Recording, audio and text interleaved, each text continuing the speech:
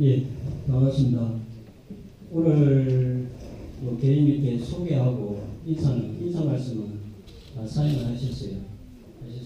우리 서로 일어서서 같이 인사 나누는 시간 갖도록 하겠습니다. 예, 반갑습니다. 반갑습니다. 박수 한번 치겠습니다. 예, 박수 한번 치겠습니다.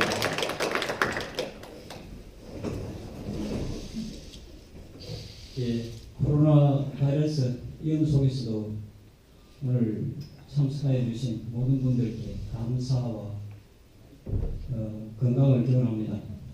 그리고 오늘 우리들의 그 지식의 곳간을 풍성하게 가득 채워주실 우리 김성원 선생님을 소개해 드리도록 하겠습니다. 우리 이근황 대표님 뭐 하실 말씀 있으신가요? 유익한 시간이 되셨으면 좋겠습니다. 감사합니다. 예, 그러면 바로 우리 김성원 선생님을 모시고 시작하도록 하겠습니다. 네, 안녕하세요. 반갑습니다. 김성원입니다. 불 켜셔도 될 것 같습니다. 네. 제가 최근에 여러 가지 이유로 이제 도서관이라든지 아니면 학교 공간 건축 변화에 대한 거, 그다음에 공유지, 그리고 이제 미술관 뭐 이런 주로 공공시설의 변화와 관련된 관련들을 조금 하고 있어요. 원래 전공이 건축은 아닙니다. 건축은 아닌데 여러 가지 이제 활동을 하다 보니까 청소년들하고 같이 하는 활동도 하고 그러다 보니까 이런 주제로까지 이제 강연을 하게 됐습니다.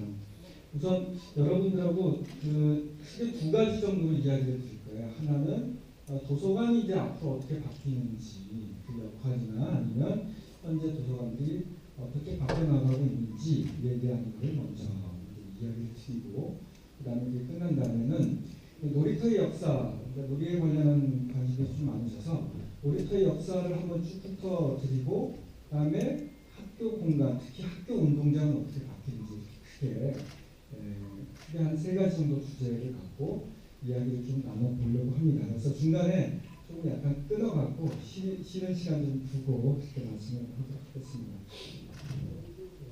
우선은 도서관을 생각할 때는 먼저 도서관 자체 곧바로 들어가는 것보다는 이렇게 학습과 관련, 교육과 관련된 그 트렌드라고 할까요? 지향이라고 하는 게 확 바뀌어버렸습니다. 그거는 미래 인재상이 변화가 된 거죠. 과거에는 점수 잘 받고 그다음에 암기 잘하고 이런 사람들 그리고 좋은 대학교 가고 좋은 직장 가고 그러면 되는데 문제는 뭐냐면 인공지능이라든지 자동화라든지 이런 그다음에 급격한 기술의 변화 때문에 과거처럼 공부해서는 안 되는 거예요. 너무 변화가 빠른 거죠. 그러니까 학교를 그만두고 나서도 스스로가 공부할 수 있는 능력도 필요하고요. 그 다음에 새로운 환경, 지금 평생 직장이라는 이야기 안 하잖아요. 그러니까 앞으로는 한 6번 정도 직업이 바뀔 거라 평생에 바뀔 거다라고 하는데 6번 정도 직업을 바꾸려면 공부도 많이 해야 되고요. 스스로 변화도 할 수 있어야 됩니다. 그런 여러 가지 이유로. 그 다음에 앞으로는 글로벌한 세계이기 때문에 나와 계층적으로 다른 사람 또는 국가적, 민족적 배경이 다른 사람과 함께 일을 해야 되는 상황이거든요.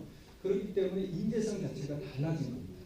과거처럼 그냥 공부만 잘하는 사람, 암기 잘하는 사람, 시험점 잘 받는 사람, 이 사람들이 성공하는 시대가 아니라는 거죠. 그래서 인재상이 바뀐 상태에서 크게는 학교의 교육도 바뀌고 있고 그 다음에 여러 가지 교육과 관련된 교육을 지원하는 여러 가지 기관들의 역할들도 급격하게 바뀌고 있다라고 하는 것을 알 수가 있습니다.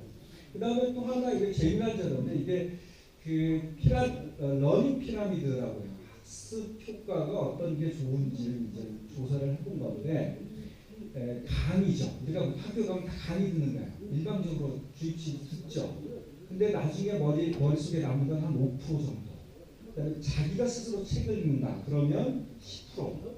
아니면 유튜브 같은 거로 이제 본다. 그럼 20% 효과가 있는 거예요. 그러니까 만약에 애들이 책 안 보고 유튜브로 뭐 공부하겠다는 걸 하라고 하는 것이 좋은 겁니다.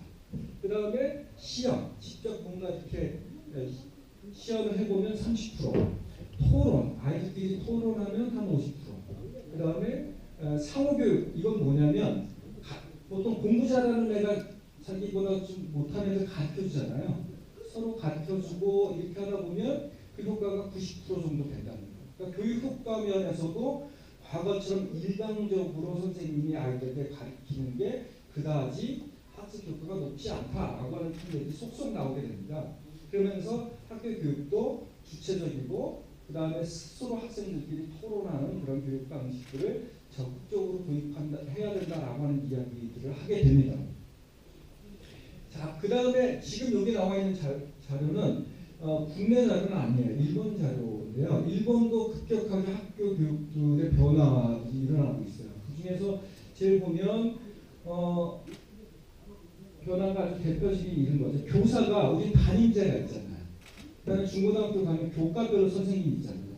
그런데 앞으로는 뭐냐? 선생님이 혼자가 아니에요. 수업은 하는데 그 아이들을 가르치는 선생님이 여러 명이 될 수 있다는 그렇게 바뀌고요.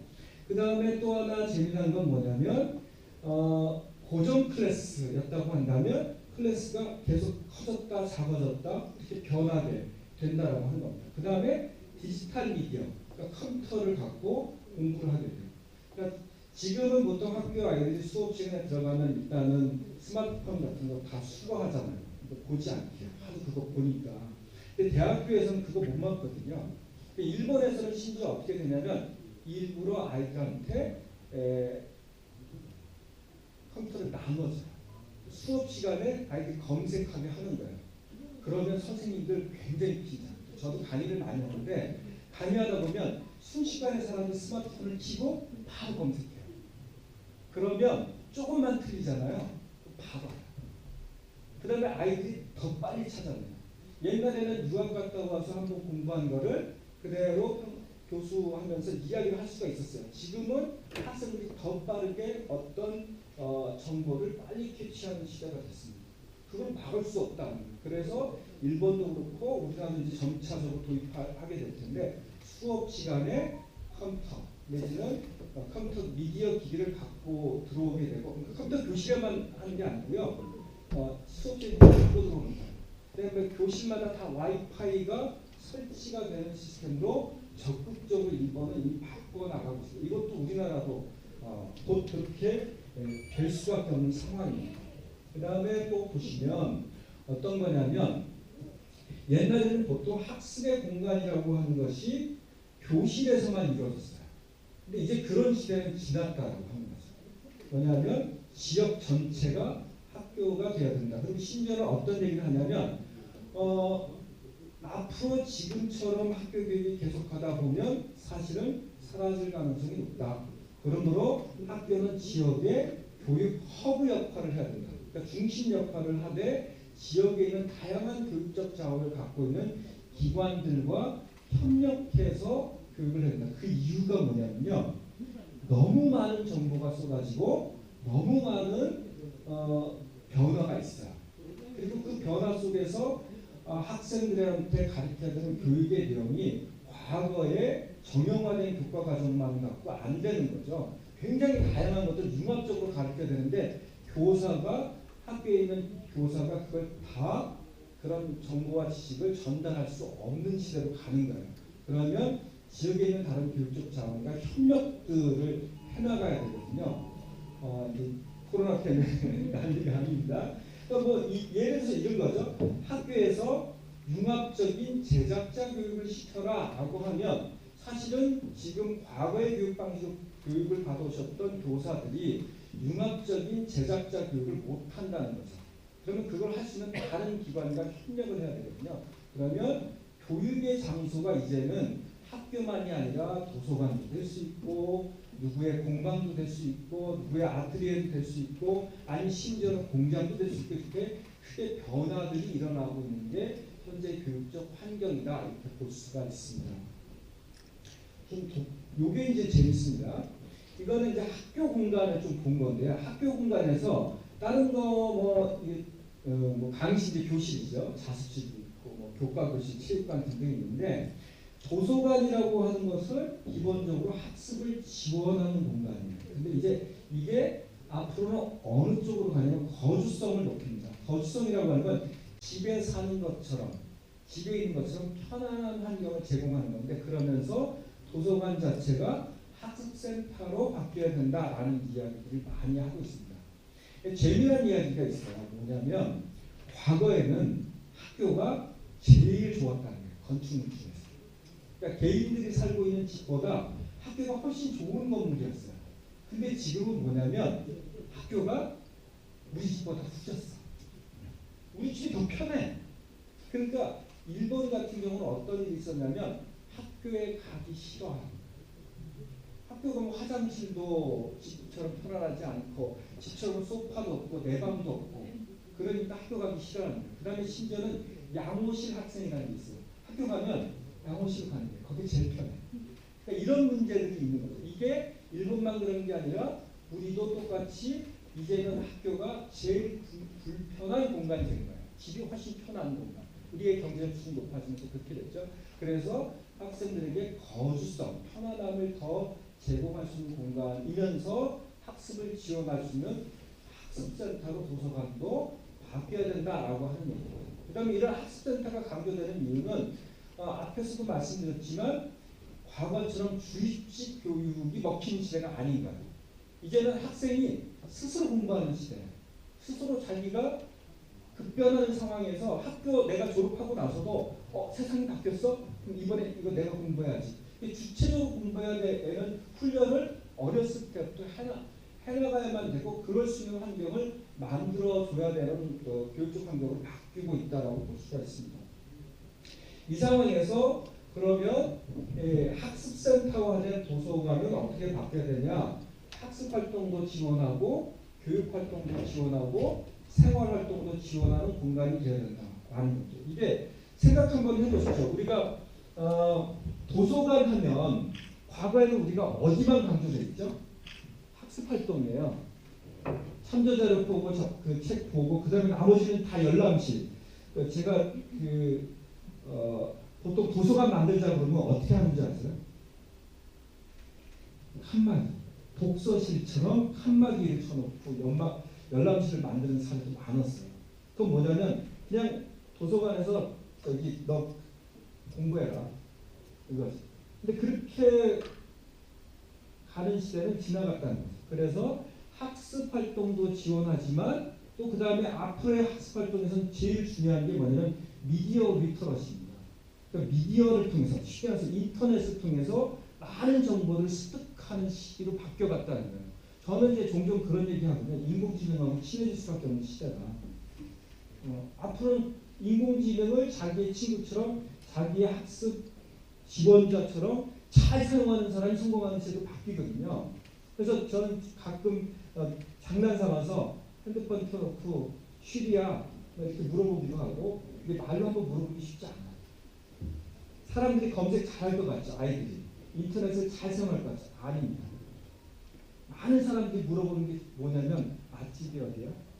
뭐 이런 거 정도. 정말 자기가 창조적인 학습 또는 남들보다 특정한 정보에 깊게 들어가서 질문해야 되거든요. 끊임없이 인공지능에게 질문해야 돼요. 그래서 미디어라고 하는 미디어를 활용하면서 공부하는 시설이 도서관에서 굉장히 중요하죠. 학교에서도 중요해지고요. 그 다음에 아까 말씀드린 것처럼 편안한 활동들을 할 수 있는 생활 환경으로서의 지원들, 거기서 교류도 하고 이런 것들이 이제 필요해진데 이렇게 과거는 학습 활동을 지원하는 공간으로 도서관이었다면 보다 확장된 그런 지원 활동들을 하는 학습센터로 바뀌어 나가고 있다라고 볼 수가 있습니다. 자, 그다음에 여기도 보시면은 이거는 학교는 아니고요. 도서관은 아니고 학교입니다. 학교는 옛날 우리 잘 보시면 편복도 교실이잖아요. 그렇죠? 한쪽에 교실 있고 한쪽에 복도 있고 뭐 이런 구조예요. 근데 앞으로는 그렇게 해서는 안 된다. 그래서 최근에 정부가 5년 동안 어마어마한 예산을 들여서 학교의 공간들을 재편하고 있어요. 그 이유는 여러 가지가 있죠. 하나는 인구가 감소해요. 애들이 없어요. 학교 공간들이 자꾸 비고 있습니다. 그 다음에 아까 말씀드린 것처럼 사회가 너무 급변해요. 과거 같은 주입식 교육 갖고 안 된다는 거예요. 융합적 교육이 필요해요. 그러면 그러한 교육을 위한 공간도 변화들이 필요한데 그게 맞춰기 쉬운 게 아니죠. 근데 어쨌든 그런 연구들이 있으면서 앞으로는 뭐 조별 학습도 해야 되고 발표 공연장도 필요하고 수납 사물함도 필요하고 프로젝트 스튜디오도 필요하고 전시 공간도 필요하고 등등등등 이런 얘기들 해야죠. 꿈 같은 얘기죠. 어느 세월에 저게 다 될까? 우리의 교육 현실은 그렇지 않아요. 어쨌든 큰 방향들은 다 이렇게 학교 공간, 학습 도서관 이런 것들이 공간들이 바뀌어 나가고 있는 시대다라고 하는 것을 염두에 두고 도서관은 과연 어떻게 바뀔까 이런 질문들을 우리가 해볼 필요가 있겠습니다.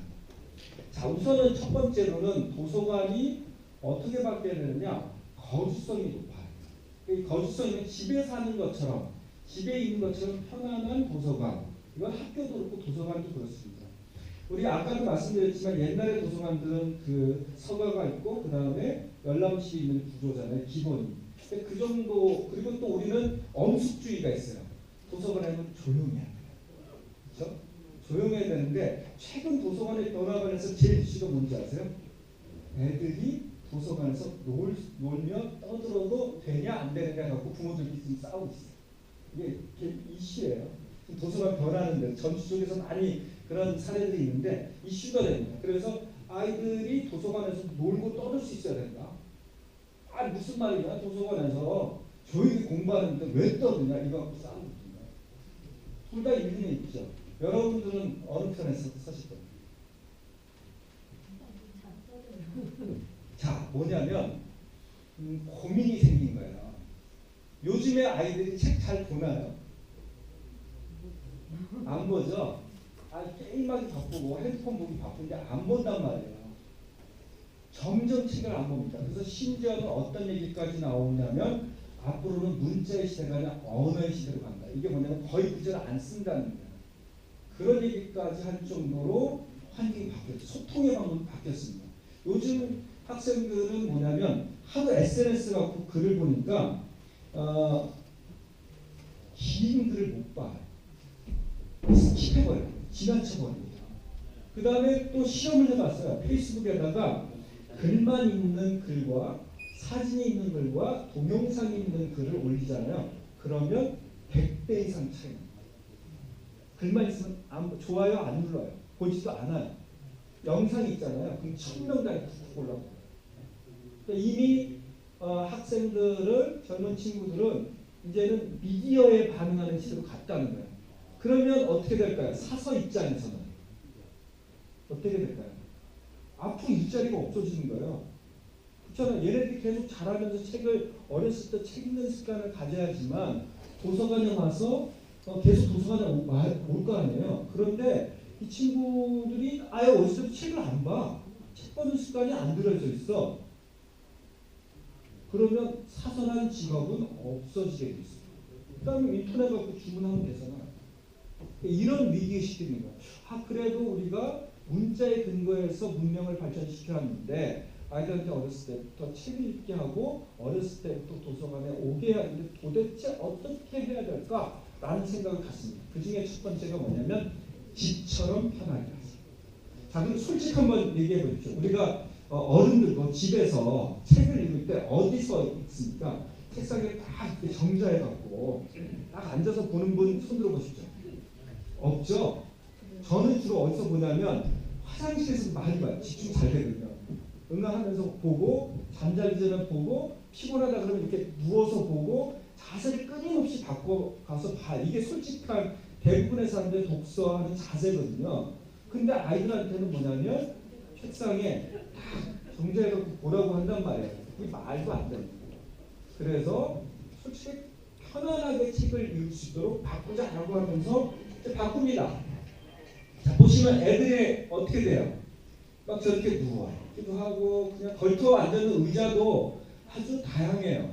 그다음에 테이블도 마치 집에 있는 탁자처럼 돼 있어요. 그냥 공부하는 책상이 아니에요. 이런 식으로 바뀝니다. 자, 그다음에 여기는 무사신호대학교 중학교, 그러니까 무사신호대학에 있는 부속 중고등학교 정도가 되는데 잘 보시면 서가가 한쪽에 있고 그 다음에 도서관 안에 칠판이 있어요. 그러니까 뭐냐면 한쪽에서 책이 있는데 한쪽에서는 토론하고 강의한다는 거예요. 그 다음에 한쪽에는 일반적인 만화방 같은 소파도 있어요. 그 일반적인 그냥 탁자도 있어요. 그 다음에 저렇게 아주 편하게 누워서 읽거나 엎드려서 읽을 수 있는 공간도 있어요. 이렇게 거주성을 높이는 방향으로 도서관들이 바뀌어나가고 있다. 이거 우리나라도 마찬가지입니다. 자, 여기도 보시면 의자들이 다르죠. 편안하게 자유롭게 마치 집에서 있는 것처럼 때로는 이동 가능한 쿠션들을 가지고 이동해서 앉으면서 책을 읽을 수 있도록 이렇게 환경들을 좀 바꿔놓습니다. 여기도 보시죠. 약간의 동산처럼 가운데를 만들어서 공간적 재미도 주고 유아들이 그냥 편안하게 눕고 구르고 그러면서 책을 읽을 수 있도록 해줍니다. 이런 게 이제 큰 하나의 변화라고 볼 수 있고요. 또는 이렇게 보시는 것처럼 언제든지 이동식 작은 의자들을 움직여서 모아서 같이 책을 읽어주거나 작은 강의를 하거나 모임을 하거나 그렇게 할 수 있고 심지어는 아예 그냥 저렇게 도서관에서 저렇게 누워있으면 우리는 저런 상식이 없는 놈 이렇게 생각했을 거 아니에요. 아니에요. 이제는 전 세계에 있는 도서관들이 저렇게 편안하게라도 와서 책을 읽어라 이런 이야기를 하고 있는 겁니다. 자, 여기도 한번 보시죠. 창가에 마치 약간 턱을 줘서 작은 간이 침대처럼 또는 소파처럼 그래서 친구 한 두세 명이서 편안하게 읽을 수 있는 이런 그 서가들을 도서관들이 마련하고 있습니다. 여기도 보면 햇빛이 여기는 그 학교입니다. 학교에 있는 썬룸이거든요. 햇빛이 살짝 들어오는 공간. 그래서 따뜻하게 그런 느낌을 받을 수 있도록 해놓고 살짝 경사진 데다가 인조잔디 같은 걸 깔았어요. 저런 공간에서 책을 또 읽도록 합니다. 또 우리가 저렇게 편안하게 책을 읽는 경험들을 가져야지만 잘하면서 계속 책을 읽을 수 있다라는 생각 때문에 기존의 방식대로 이제 그 도서관들을 만들지 않는 거죠. 자, 여기도 보시면 창턱 있는 부분들에 약간 더 돌출을 시켜서 저기서 편안하게 또 창가를 바라보면서 책을 읽을 수 있도록 하는 사례들도 등장합니다. 자, 여기는 말레이시아거든요. 말레이시아인데 요즘에 그 북카페가 많아지잖아요. 여기도 실제로 그 쿠알라룸푸르에 있는 북클럽입니다. 북카페입니다. 한쪽에는 카페가 있고 그 다음에 커피도 마시고 차도 마시고 그 다음에 책도 잔뜩 있어요. 우리는 발상을 이렇게 해볼 수 있습니다. 아니 우리의 도서관이 북카페를 닮으면 안 될까? 안 될 이유가 없잖아요. 그 다음에 요즘에 작은 서점도 있죠. 작은 서점들을 보면 책 디스플레이를 어떻게 하죠? 자, 한번 생각을 해보세요. 도서관은 책들이 어떻게 꽂혀 있어요? 그냥 쭉 있죠. 근데 서점이나 북카페를 가면 디스플레이가 어떻게 되어 있죠? 다양하게 있죠. 사서가 또는 그 책방 주인이 자기가 팔고 싶은 책들을 또 모든 별로 잘 정리해서 보여주기도 하고. 자, 자, 그러면 도서관도 사실은 그렇게 책을 진열하는 방식이라든지 아니면 또는 보관하는 방식들을 바꿀 필요가 있습니다. 그래서 저는 도서관도 앞으로의 도서관, 특히 작은 도서관은 북카페나 작은 서점들, 책방처럼 바뀌어도 좋겠다라는 생각을 갖습니다.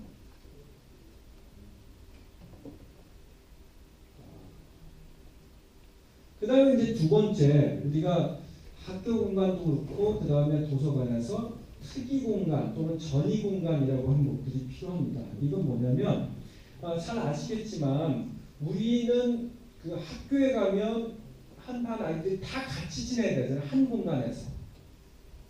근데 인간이 제가 그 재미난 책을 한번 봤어요. 인간은 가장 편안함을 느끼는 거리가 몇 미터 정도인지 아세요? 자, 부부가 아니잖아요. 부부가 아니고 남자와 남자 둘이 있다. 1m 이상 거리로 가깝게 가잖아요. 그럼 그건 멱살 잡을 때가 있습니다.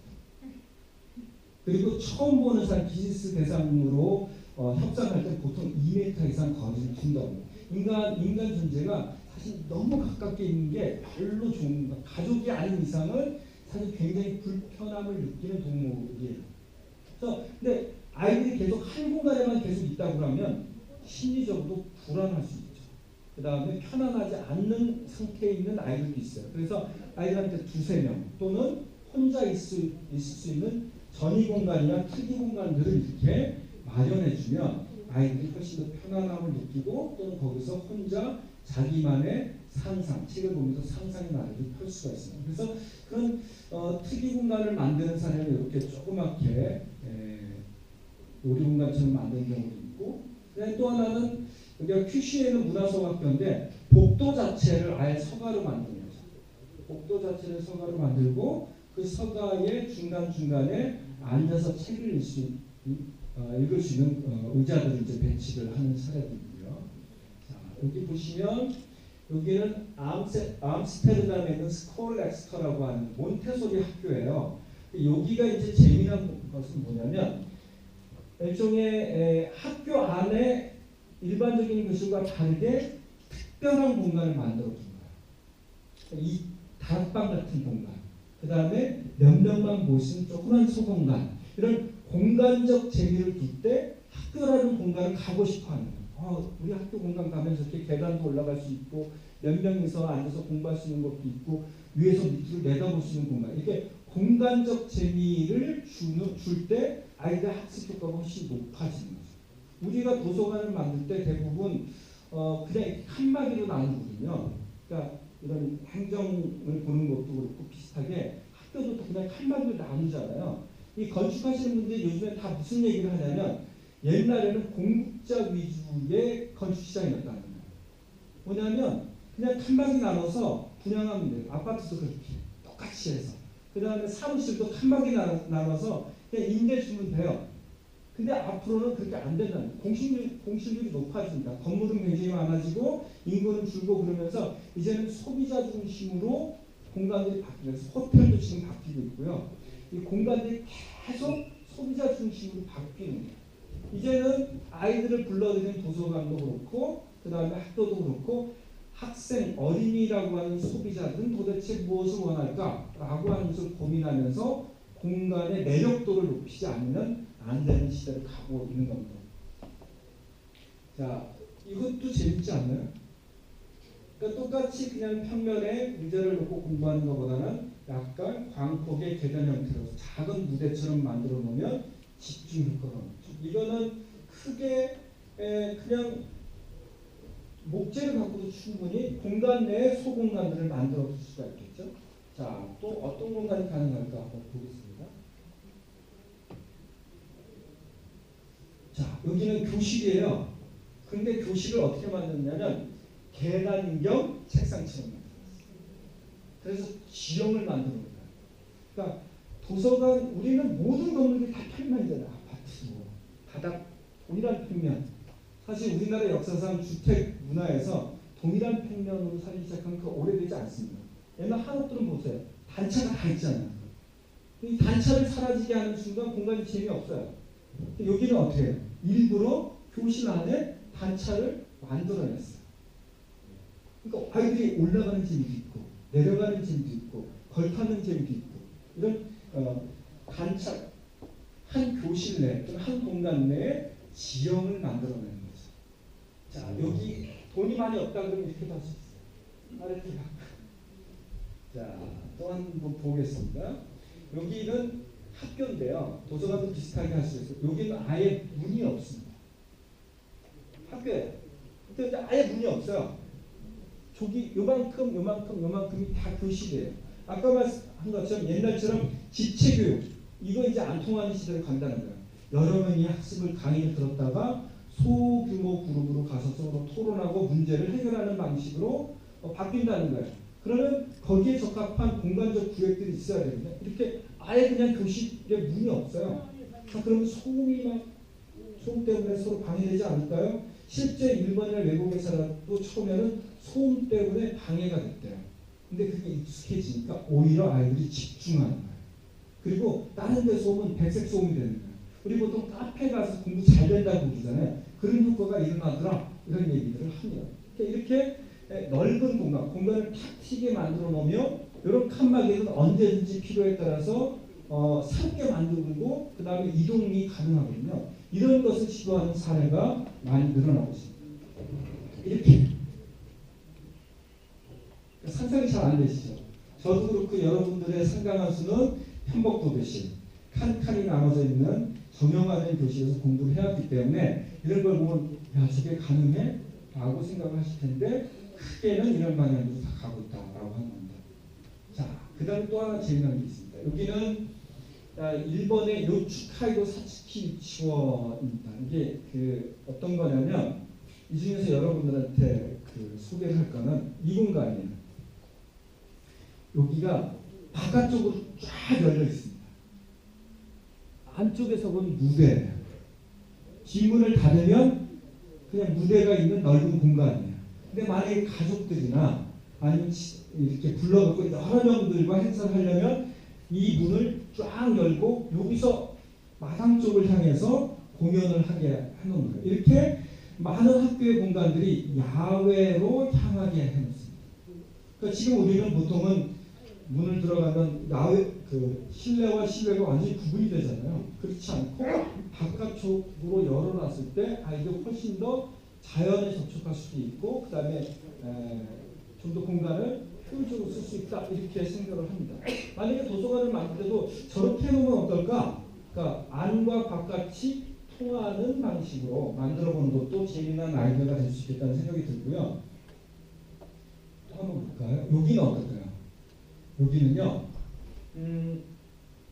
우리는 학교 같은 데도 보면 복도가 있죠. 실내 복도에서 왔다 갔다 뛰지 말라고 막 그러잖아요. 근데 아이들이 뛰어야 돼요. 에너지 발산해야 돼요. 좀 더 뛰게 하기 위해서 바깥쪽에 차양을 대고 바깥쪽에 데크를 둔 거예요. 그래서 바깥에서도 뛰어놀게. 점점 아이들이 이제 안 움직이려고 해요. 전 세계적으로 지금 보면은 비만이 문제가 되고 신체적 활동 능력이 점점 떨어져요. 그러니까 뭐냐면 신발을 벗지 않은 상태에서 안에서 뛰어놀고 바깥에서 뛰어놀게 바깥쪽 야외 복도를 만들어 놓는 거예요. 이런 것처럼 야외 공간과 실내 공간을 이으려고 하는 시도들이 굉장히 많이 이루어지고 있다는 거예요. 자, 여기는 폐교입니다. 폐교인데 여기도 뭐냐면 학교 바깥에 차양을 두고 바깥쪽에 야외 복도를 둬서 그 공간을 전시 공간 겸 활동 공간으로 만들어 둔 사례예요.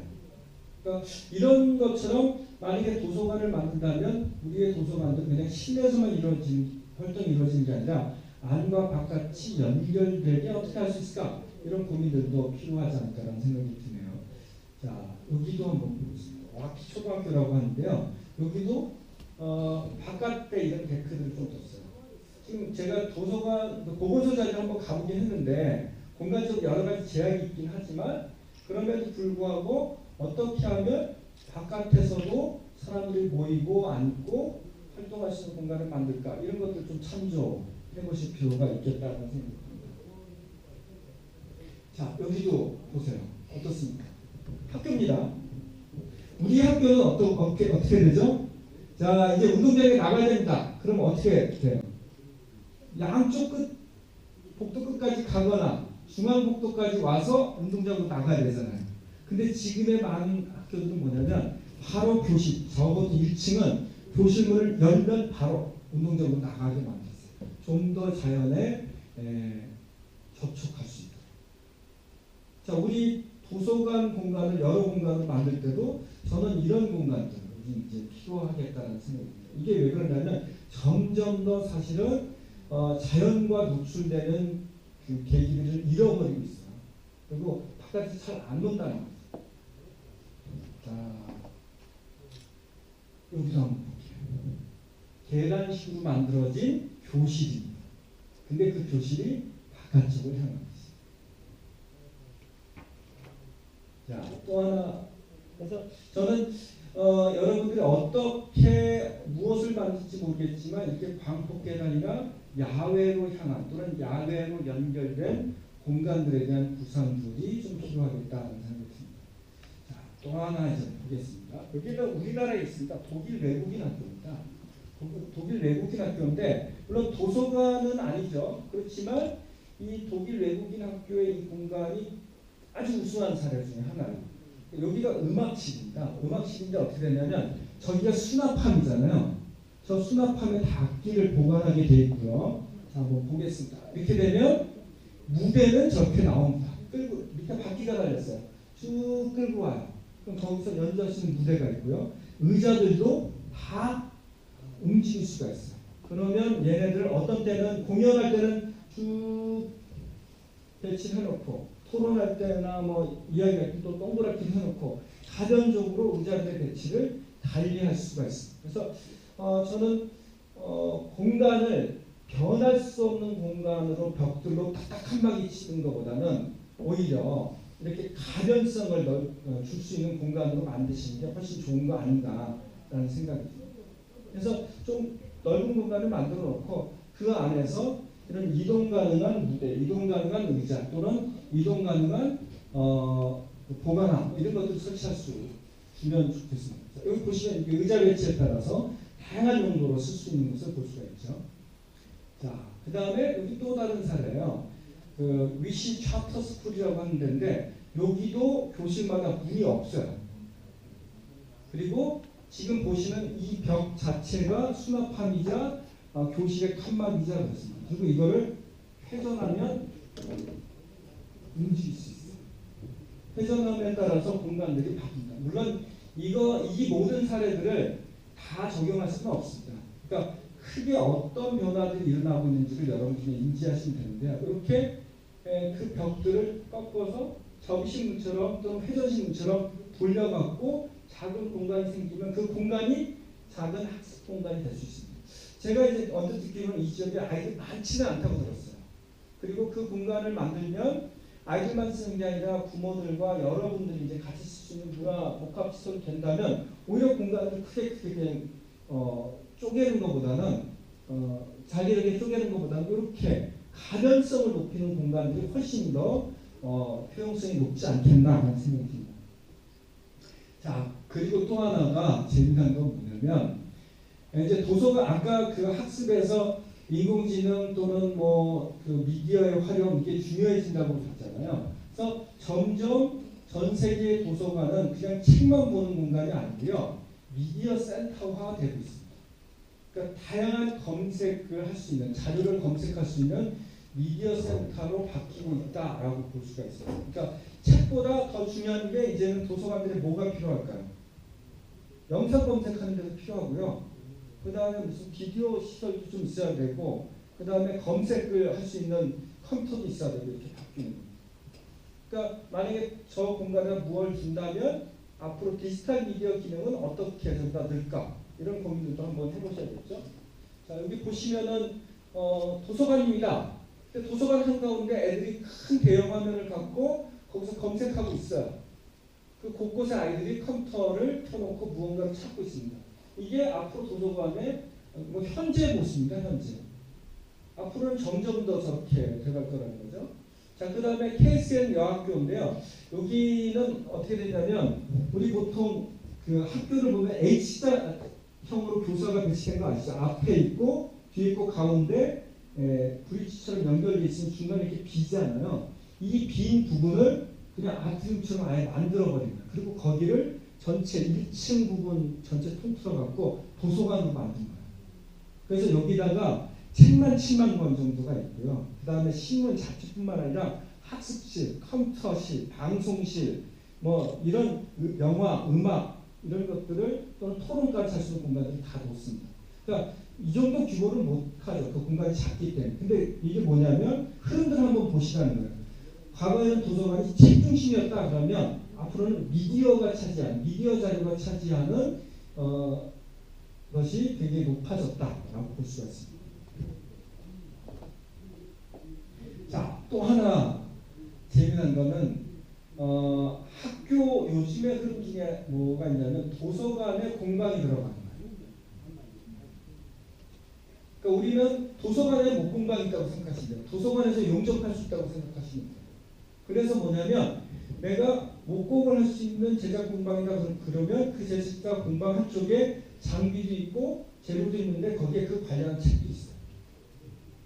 그리고 이게 도서관만 그런 게 아니라 도서관, 학교, 그 다음에 박물관, 미술관 다 그래요. 왜 그러냐? 융합적 교육 때문에. 제작 교육만큼이나 미래 세대에게 적합한 교육 방식이 없다. 무언가를 만드는 과정에서 아이들은 스스로가 자기에게 필요한 정보와 지식을 습득하고 문제를 해결하고 팀원들, 자기 친구들과 소통하고 협력할 수 있는 능력을 키울 수 있다. 이게 이제 기본적인 전제거든요. 그래서 지금 곳곳에서 심지어 도서관에까지도 제작자 공방을 두고 있어요. 저는 이 보건소 건물은 그렇게 공간이 넓지는 않아서 별도의 제작자 공방을 둘 필요까지는 없지 않겠나라는 생각은 갖습니다. 그렇지만 만약에 가변적인 공간으로 쓸 수 있다면 여러 기능을 쓸 수 있다면 그 용도 중에 하나로 공방으로도 가끔 쓸 수 있었으면 좋겠다 이런 생각이 드는 거죠. 자, 왜 그러냐면 이 제작자 공방이라고 하는 곳은 어린아이들에게 적합한 제작자 공방, 보편적 공방은 장비가 별로 필요 없습니다. 그러니까 공작 수준이에요. 중학교, 고등학교, 대학교로 가면 전문화된 장비가 등장합니다. 그 다음에 습식 공간, 또 물을 쓰는 공간, 그 다음에 건식 공간, 분진과 소음이 나는 공간, 화재 염려가 있는 공간, 화학약품 쓰는 공간 이렇게 쭉 전문화될수록 연령대가 높아질수록 공방의 전문성이 높아져요. 여기는 그럴 필요는 없거든요. 그러니까 초등학생 정도의 타켓을 맞춰갖고 제작자 공방을 하기 때문에 별도의 특화된 공방이라기보다는 그런 용도로도 공간을 임시로 사용할 수 있을 정도의 여유를 확보할 수 있는 공간 이런 것들이 사실은 필요한 거죠. 자, 보시면 제가 이제 아까 말씀드렸지만 앞으로의 학교 교육은 제작자 공방, 제작을 중심으로 한 교육 활동 이런 것들이 중요하다 이런 얘기가 이건 나중에 한번 자료 나눠드릴 테니까 보시고 여기가 이제 핀란드에 있는 그 오바니에미 오나스린 땐 발음하기가 어려운데 이렇게 공방들이 있습니다. 이거는 연령대별로 다릅니다. 연령대별로 들어가는 장비들이 워낙 차이가 있는데 지금 여기에 바로 적용하기는 어렵습니다. 어쨌든 흐름이 그렇답니다. 학교도 미술관도 도서관도 제작자 공방이라고 하는 것들을 자기의 시설로 두기 시작했다. 그거는 그만큼 제작을 중심으로 한 융합적 교육의 중요성이 높아지고 있기 때문에 그렇다라고 하는 정도만 이해해 주시면 좋겠습니다. 이렇게 공방들이 있는 거죠. 이런 곳. 자, 그 다음에 또 하나가 있습니다. 학습 가구가 바뀝니다. 우리는 보통 우리 학교의 교실 책상은 지금 많이 바뀌긴 했는데 거의 비슷비슷하잖아요. 근데 지금 보시면 이렇게 가변형으로 바꿉니다. 어떤 때는 돌려갖고 저렇게 원형으로 배치를 할 수 있고 또는 소극으로 만들 수 있는 학습 가구로 된다는 도서관도 마찬가지입니다. 학교도 그렇고 그 다음에 여기를 보면 아예 그냥 저렇게 끌고 다니면서 서서 저건 토론 교육에 적합한 방식으로 책상이 바뀌는 겁니다. 자, 그 다음에 또 어떻게 바뀌냐면 이렇게 바뀝니다. 팀별로 칠판이 있습니다.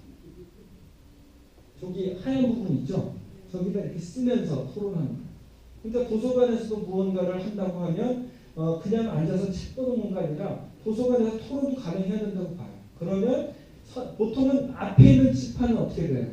전체를 대상으로 해서 선생님 또는 한 명의 발표자가 일방적으로 무언가를 전달할 때 앞에 칠판이 있는 거잖아요. 근데 이거는 팀별로 쓸 수 있는 작은 소칠판들이 부착된 테이블들이 있는 거예요. 이렇게 학습 가구도 바뀌고 있다라는 겁니다. 자, 그 다음에 더 우리가 이제 큰 변화는 뭐냐면 아까도 말씀드렸지만 애들이 안 와요. 안 오니까 첫 번째 시도가 뭐냐면 2016년도에 덴마크의 최초의 도서관 놀이터입니다. 아예 그냥 도서관 앞에다가 놀이터를 만들었어요.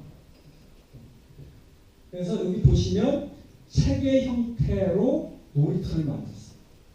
그래서 바깥에서 놀다가 지치면 안에 들어가서 책 보고 책 보다가 재미없으면 나가서 놀고 이렇게 도서관 놀이터들이 등장합니다.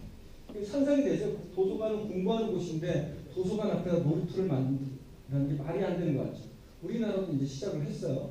자, 그 다음에 이렇게 돼 있어요. 책소관으로 들어갈 수 있는 놀이터예요. 자, 이렇게 돼 있습니다. 자, 여기도 보면 글로베라고 하는 도서관 앞에 있는 놀이터입니다. 아이들이 도서관을 재밌는 공간으로 인식하지 않으면 안 온다는 거예요. 그래서 이런 변화가 있습니다. 또 어떻게 바뀌었냐면요. 이건 중국의 우단성의 지진 피해 지역인데 임시로 아이들이 그 책을 볼 수 있는 공간을 만들었어요. 근데 지붕이 이상하잖아요. 지붕을 저렇게 만든 건 뭐냐면 지붕 타고 놀라. 도서관 지붕을 타고 놀 수가 있습니다. 그 다음에 이렇게 노는 거야. 그 다음에 밑에서 매달려서 놉니다. 그러니까 도서관이라고 하는 공간을 재미없는 책만 보는 따분한 떠들 수 없는 공간이라는 인식을 없애버리는 게 전 세계적인 추세예요. 그래서 도서관이 아주 재밌는 공간이야, 놀 수 있는 공간이야, 이런 메시지를 계속 아이들한테 주는 겁니다.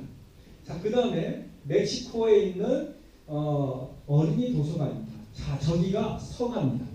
서가인데 바닥이 표면이 아니에요. 산의 지형을 담았어요. 그래서 그냥 저기 들어가 보면 무슨 계곡에 들어와 있는 느낌입니다. 아이들이 이렇게 공부하는 거예요. 이렇게 앉아서 프로그램도 하고 그 다음에 선생님 이야기도 듣고, 그러니까 아예 서가의 지형을 도입하는 사례입니다. 그다음에 또 하나 볼까요? 자, 여기는 리비안 도서관입니다. 너무 인기가 있어서 시골 항구 속에 있는 도서관인데요. 약간 자연주의 컨셉으로 만들어지는, 바깥에는 대나무 같은 걸로 하고, 그런데 제 특징이 뭐냐면 단차가 있어요. 위아래가 연결돼 있어요. 그러니까 아이들이 그냥 아이들뿐만 아니라 청년들도 밑으로 갔다가 위로 올라갔다가 그러면서 책을 읽습니다. 그래서 이 자체가 공간적 재미를 갖게 되는 거예요. 그러니까 우리가 만드는 도서관도 보면 지금 아무리 우리가 현재 있는 기존의 보건소 건물을 갖고 도서관을 만든다 하더라도 고민을 하셔야 되는 거죠. 앞으로의 세대들은 공간에 꽂힙니다. 우리가 이제 문화운동 하시는 사람들하고 같이 이제 수다를 떨다가 이런 얘기를 했거든요. 아니, 한반도 역사상 이렇게 음식에 관련한 상식이 높았던 시대가 있을까? 그렇죠. 먹방 엄청나잖아요. 음식에 대한 인식 수준이 굉장히 높아졌어요. 자, 그러면 그 다음에 우리는 뭐가 올까? 그래서 몇몇 사람들은 이렇게 얘기하는 거예요. 그 다음은 공간이다. 왜 그러냐? 젊은 세대가 너무 좋은 공간을 많이 보고 가. 우리는 사실 해외에 자주 못 갔잖아요. 근데 많이 보고 온 거예요. 좋은 것들. 공간에 대한, 공간을 보는 미감들이 달라졌어요. 그리고 제가 그래서 한번 조사해봤어요. 작년에 100권의 공간 또는 주택, 도시와 관련한 책들이 나온지 봤더니 50몇 권 이상이 나왔어요. 엄청 쏟아졌어요. 방송 프로그램은 6가지 나왔어요. 구에서 홈즈부터 해서 건축 탐구 집부터 해갖고 쭉쭉쭉 나옵니다. 공간에 대한 관심이 늘어납니다. 그 다음에 젊은 친구들이 가게를 내면 뭐냐면 기성세대들은 간판부터 뿌려. 근데 젊은 친구들이 만들면 음식 수준은 잘 모르겠지만 그래도 인테리어나 이런 거 훨씬 뛰어나다는 거예요. 그러니까 공간에 대한 예민한 미적 감각을 갖고 있는 세대들이 쫙 오는 거예요. 그런 아이들한테 재미없는 공간을 준다. 안 와요. 공간이 재밌어야 돼요. 공간이 뭔가 다른 경험을 줘야 돼요. 그런 것들을 알고 많은 건축가들이 저렇게 동일한 바람면이 아니라 여러 단차를 갖고 있는 공간들을 만들어내고 있습니다. 그럼 좀 더 편안해진 거죠. 자, 그 다음에 여기는 아예 학교예요. 학교 교실 뒤편에 이렇게 있습니다. 수납함이자 아예 학교 교실 안에 다락방이 있는 거예요. 저렇게 만들어 놓으면 어떤 아이는 저기 올라가서 수업 들어요. 학습효과는 더 좋대요. 심지어는 아예 그냥 스포츠센터처럼 만들어 놓은 교실도 있습니다. 학습효과가 더 좋았다는 결과 보고서들이 나오고 있습니다. 이렇게 되어 있습니다. 자, 우리가 만드는 도서관도 그냥 어차피 만드는 공간 안에 나무나 합판 갖고 내부 인테리어 하듯이 저런 공간 충분히 만들 수 있거든요. 그러면 아이들은 도서관도 훨씬 더 자주 오고 싶어 하지 않을까라는 생각이 듭니다. 자, 아예 덴마크 빌룰은 도서관 안을 이렇게 만들었습니다. 저게 보시면 놀이터인지 도서관인지 잘 모르겠죠. 그만큼 고민들이 많아요. 자, 이게 도서관 안입니다. 그래서 논란이 많아요. 야, 어디까지를 저렇게 해야 되냐 이런 고민들이 많지만 많은 사람들이 도서관을 지금처럼 만들면 안 되겠다. 뭔가 새로운 변화를 주지 않으면 안 되겠다. 이런 고민들을 갖고 다양한 시도들을 하고 있는 걸 알 수가 있습니다. 이렇게 금을 마무리되는 도서관도 있고, 그래서 누워서 보게 만들고, 그 다음에 그네가 있는 것도 있고, 미끄럼틀이 있는 것도 있고, 저 오른쪽에 있는 한국 건축가가 만든 겁니다. 그 다음에 여기 유치원입니다. 유치원인데 복도 자체가 대형 칠판이 있어서 그림 낙서도 할 수 있고 완벽하기를 할 수 있는 공간도 있고 이런 놀이적 요소들을 유치원이든 학교든 도서관이든 다양하게 이제 수용하고 있는 상태를 알 수가 있습니다. 그래서 저는 여러분들 이제 고민을 많이 하셔야 되죠. 앞으로 이제 만든 공간은 도대체 어떻게 할까? 저는 이제 말씀을 드리면 거주성 좀 편안하게 만들자. 두 번째 요약하면 공간적 재미를 주자. 공간적 재미를 주자. 그러니까 첩한 일로 하지 마라. 세 번째는 뭐냐면 가변성을 높이자. 가변성. 내부에서 그래야지만 좁은 공간일수록 다양한 용도로 쓸 수 있거든요. 그 다음에 네 번째는 뭐냐면 실내와 실외를 연결하자. 그리고 그러면 그 다음부터는 조금 변화를 주면서 충분히 바꿔나갈 수 있다. 그 다음에 또 하나는 뭐냐면 미디어 디지털 기능들을 지원할 수 있는 공간들은 있어야겠다라고 하는 것하고 그 다음에 당장 마지막으로 말씀드리면 제작 공방을 본격적으로 넣을 수는 없겠지만 적어도 임시적으로도 쓸 수 있도록 그 여지를 두는 것이 좋지 않겠냐. 그게 왜 그러냐. 앞으로의 교육 환경과 교육의 방향, 학습의 방향이라고 하는 것들이 그렇게 바뀌어가고 있기 때문에 그렇다. 정도로 이제 요약을 하도록 하겠습니다. 자, 그러면 잠깐 쉬었다가 이제 한 5분 정도 쉴까요? 5분 정도 쉬었다가 놀이터 역사하고 학교 공간들은 학교 운동장은 도대체 어떻게 바뀌는지 살펴보도록 하겠습니다. 화장실, 남자 화장실은 1층, 여자 화장실은 2층입니다.